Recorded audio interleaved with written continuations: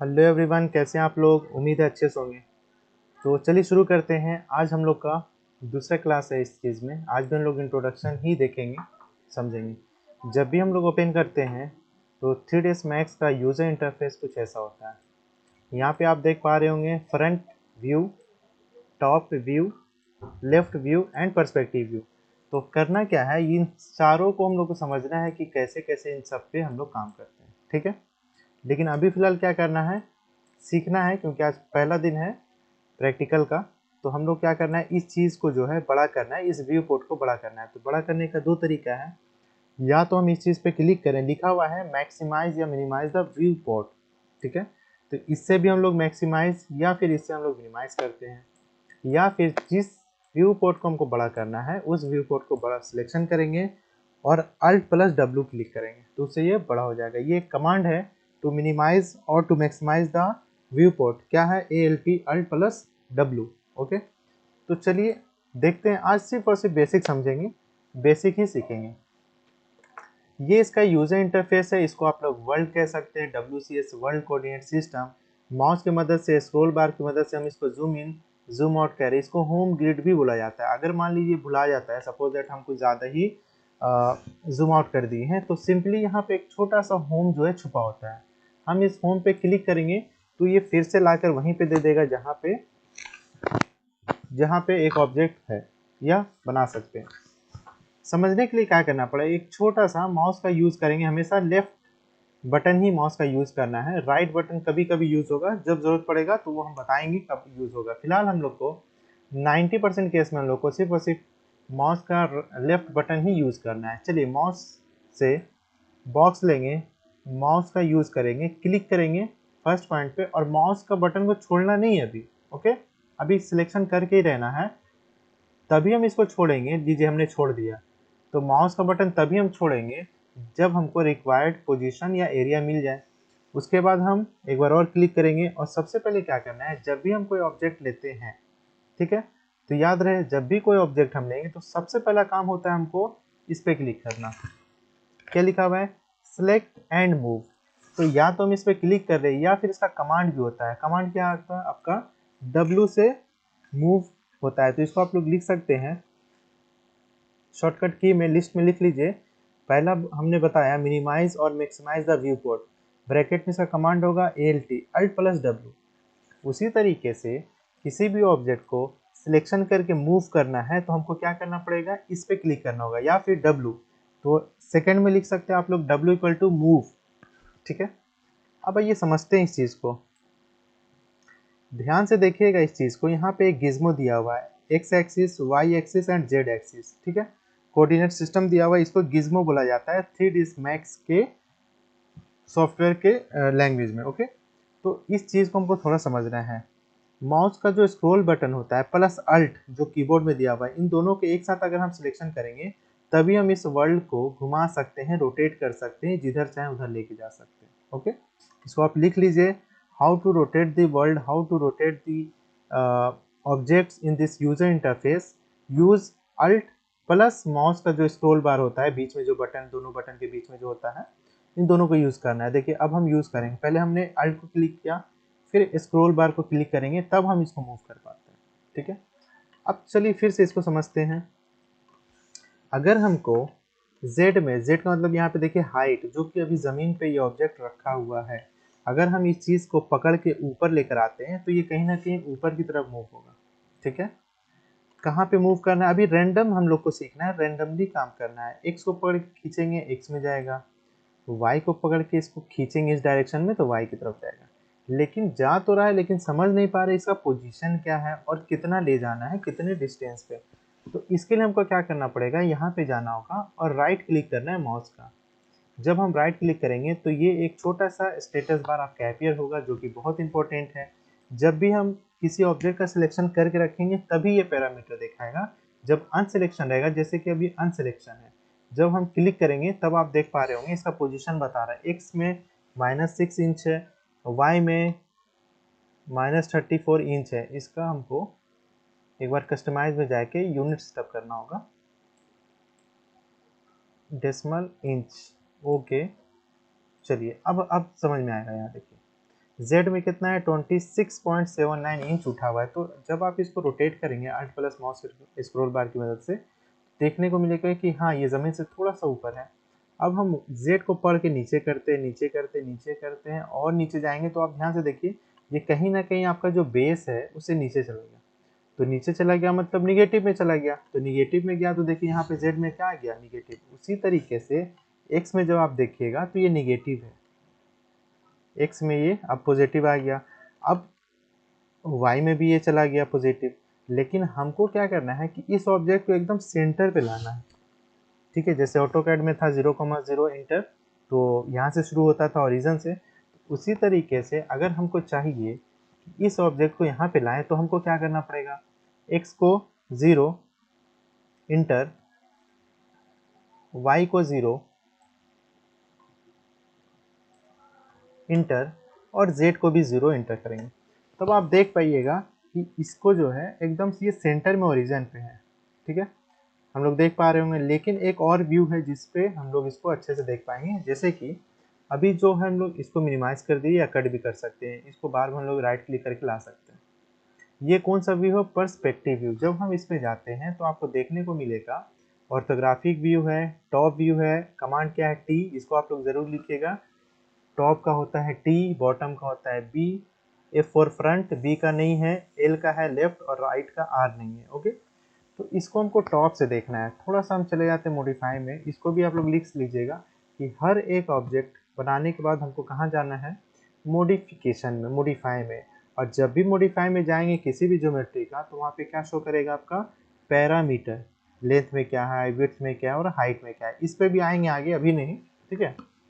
तो अगर हम लेंथ को बढ़ा देते हैं जैसे कि हमने किया 80 इंच या 80 फीट, मतलब मान लीजिए आप 12 से 84, तो हम सीधे 7 फीट भी कर सकते हैं, मर्जी है। या तो हम डायरेक्ट इंच का वैल्यू दें या फिर फीट का दें। अब हमको इसको टॉप से देखना है, तो या तो हम इस चीज़ पे क्लिक करें, तो आप ये इसको टॉप से आप देख पा रहे होंगे, ठीक है। वापस पर्सपेक्टिव में जाना है तो क्या करेंगे, हम इस पर क्लिक करेंगे। या फिर ज़रूरी नहीं है कि हम उसमें बार बार जाए, हम कमांड यूज़ कर सकते हैं। एग्जाम्पल के तौर पर हमको टॉप व्यू देखना है तो क्या क्लिक करेंगे, टी। फ्रंट में जाना है तो क्या क्लिक करेंगे, एफ। ये हम नहीं कह रहे हैं, ये सॉफ्टवेयर ने खुद कहा है, यहाँ पे आप देख सकते हैं। फ्रंट का क्या होता है, एफ। तो ये यूज़ होता है, आगे चल के इसका यूज़ ज़्यादा समझ में आएगा। अभी फिलहाल समझिए कि इसको देखने और समझने के लिए कि किस पोजीशन में है और कैसा काम हो रहा है हमारा, ठीक है, इसके लिए ये दिया गया। एक और चीज़ आप लिख लीजिए, पहले इसको लिख लीजिएगा आप लोग, ठीक है। T for top, B for bottom, front का एफ होता है लेफ्ट का। ये सारी चीज़ को भी देखेंगे आगे धीरे धीरे, है ना। अच्छा, एक और चीज़ है, इसको अगर हम चाहें, यहाँ पे लिखा हुआ है डिफ़ॉल्ट सेटिंग, तो यहाँ पे हम बहुत सारे फिल्टर्स हैं, जैसे कि हम लोग मोबाइल में फ़िल्टर लगाते हैं अपने अपने फ़ोटो खींचने के बाद, उसी तरीके से यहाँ भी आपका वायर फ्रेम। तो इसका शॉर्टकट की भी होता है, शॉर्टकट की होता है F3, ठीक है। F3 से हम करेंगे तो ये आपका वायर फ्रेम दिखाएगा, और F3 से हम बाहर आएंगे तो फिर आपका शेडिंग दिखाएगा, ठीक है। F3 हम यूज़ कर रहे हैं। किसी किसी स्टूडेंट के लैपटॉप में अगर F3 काम नहीं कर रहा होगा तो आप समझिएगा कि आपका विंडोज़ 11 है और उसमें फंक्शन जो है कीबोर्ड में सबसे नीचे और लेफ्ट साइड में कंट्रोल के बगल में FN लिखा होता है, जिसका पूरा नाम है फंक्शन। तो किसी किसी स्टूडेंट को अगर ये नहीं आ रहा है तो आपको क्या करना है, F3 काम नहीं करेगा तो आपको क्या करना है, फंक्शन के साथ यूज़ करना है F3, मतलब FN प्लस F3, तो ये काम करेगा। देखिए F3 से ऑन ऑफ, तो ये ऑन ऑफ जो हो रहा है वो एक्चुअली है क्या, ये एक वायर फ्रेम है। ओके, क्या है आपका वायर फ्रेम है। तो हम यहाँ से भी चेंज कर सकते हैं या फिर हम डायरेक्ट शॉर्टकट की यूज़ कर सकते हैं F3। अच्छा, एक और शॉर्टकट की है F4। F4 से क्या होता है, आपका एज हाईलाइट होता है। आप देख पा रहे होंगे यहाँ वाइट वाइट जो है, जूम कीजिए, वाइट वाइट पैटर्न दिख रहा है, इसको कहते हैं एज, ठीक है। F4 से ऑन ऑफ ये होता है, ठीक है। तो इसका भी यूज़ आगे देखेंगे, अभी फिलहाल समझिए शॉर्टकट की लिखिए आज, क्योंकि ये फर्स्ट क्लास है आपका। तो F4 से आप लिख सकते हैं इसको कि एज्ड फेस जो है शो करता है F4 से, और F4 से ऑन ऑफ दोनों होता है, क्या एज्ड फेसेस, ठीक है। इसको लिख लीजिएगा। किसी किसी केस में इसको हम लोग को ऑन और ऑफ भी रखना पड़ता है। चलिए नेक्स्ट समझते हैं। नेक्स्ट है आपका सिलेक्ट एंड रोटेट। तो या तो हम इस पर सिलेक्शन कर लें, तो यहाँ पे आप ध्यान से देखिएगा 3 एक्सिस दिख रहा होगा, एक रेड, एक येलो एंड तीसरा है ग्रीन। तो ये 3 एक्सिस दिखा रहा है इसको दिखाते हुए कि किस डायरेक्शन में हमको मूव करना है। सपोज दैट हमको ये ज़मीन पे सोया हुआ है, अभी हमको इसको उठाना है, ठीक है।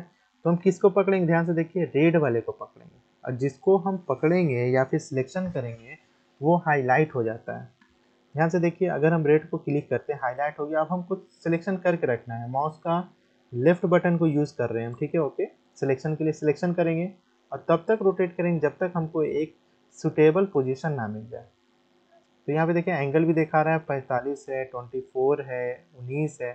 तो एक सुटेबल एंगल ले लेंगे, फिर वापस हमको कमांड से बाहर आना है। तो कमांड से बाहर आने का सिर्फ एक तरीका है इसमें कि बाहर हम क्लिक कर लेंगे उससे। कहाँ पर, इस पूरे खाली एरिया में हम क्लिक करेंगे। अब यहाँ पे देखिए अभी तक ये गिज्मो हटा नहीं है रोटेट वाला, तो हमको कहाँ पे वापस ले जाना है, मूव पे। अब इसको हम रोटेट कर करके देखेंगे तो हाँ, ये एक रोटेशन आपका ले लिया है। रेंडमली हमने अभी फिलहाल किया है सीखने के लिए, आगे चल के सीखेंगे कि एक सुटेबल या फिर गिवन एंगल पे कैसे रोटेशन की जाती है, ठीक है। चलिए, कंट्रोल जेड से अंडू होता है, ये तो पता ही होगा आपको। अगर नहीं पता है तो लिख सकते हैं नोट्स में इसको, ठीक है। तो ये हमने सीखा आपका रोटेट करने का तरीका। अगर इस फेस में करना है तो हम ग्रीन को पकड़ के करेंगे, ज़मीन पे ही रोटेट करवाना है तो इसको पकड़ के खींचेंगे। लेकिन ये थोड़ा सा उलट पुलट हो गया है, हम चाहते हैं इसको ठीक करना पहले की तरह।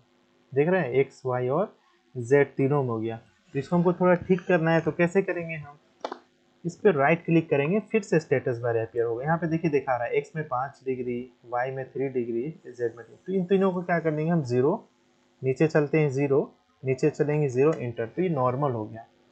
नॉर्मल का मतलब जैसे कि इस पे हम लोगों ने रोटेशन का इफेक्ट यूज़ किया ही नहीं था। ये देखिए आपका थोड़ा सा यहाँ पे आपका रोटेशन रह गया है,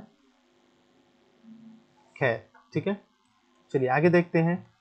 रोटेशन के बाद हम लोग को पढ़ना है स्केल। तो स्केल के लिए या तो हम इस पर क्लिक करें या फिर आर से भी स्केल होता है, आर से। तो इसको लिख सकते हैं आर इक्वल टू स्केलिंग।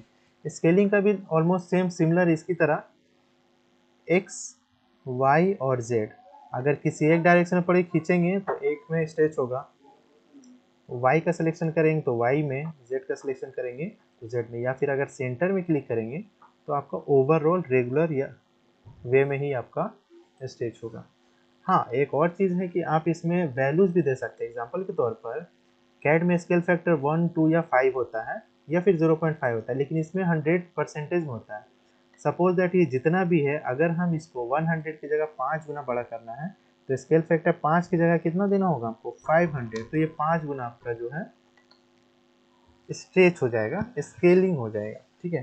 तो थोड़ा सा फर्क है कैड का स्केल में और मैक्स के स्केल में, ठीक है। चलिए अब एक और चीज़ बता देते हैं, इसको थोड़ा सा हम डिलीट कर रहे हैं।